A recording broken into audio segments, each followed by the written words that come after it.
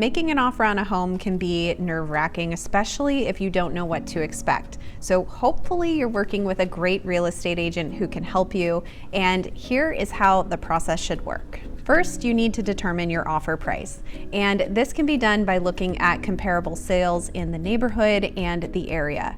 Your real estate agent should be able to guide you in this process by providing comparable sales data and making suggestions on a good offer price based on that information. Keep in mind any repairs or maintenance that might need to be done to the home because that could affect the value. The second thing you'll want to do is get some intel from the listing agent.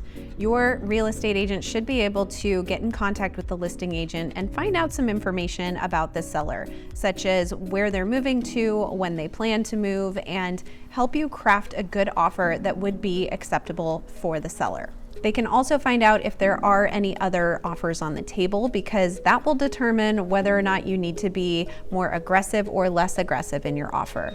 On the other hand, if the house has been listed on the market for a while and they haven't received any offers or activity, you're in a position to offer less than the listing price or maybe even ask for some concessions. Getting a read on all of this information from the listing agent will be key in crafting your offer. Once you have all of this information, you can determine the price and the terms. Keep in mind, price isn't the only thing that goes into an offer. There are other terms such as closing date and contingencies that you'll want to consider. This offer will also include a deadline for the seller to respond. That's usually about 24 hours from the time you submit it. Once all of this is drafted, you'll need to sign the offer agreeing to all of these terms, and then your realtor will submit the offer to the listing agent. The next step is to negotiate. Now, there is a chance that the seller will accept your offer right away, but more than likely they're going to counter some terms, whether that's the price or other terms in the offer like closing date or a contingency.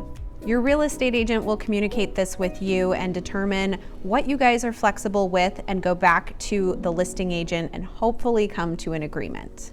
Finally, once you've come to terms with the seller on all of those things, such as price, contingencies, and other terms in the contract, you have a deal. You'll sign the legally binding purchase contract and actually be under contract to start the process towards closing. So those are the steps in writing an offer to buy a home.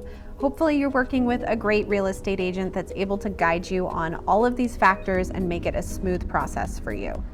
Keep in mind, as I said before, there are a lot of factors that go into writing an offer aside from just the price, so make sure you're taking those into consideration.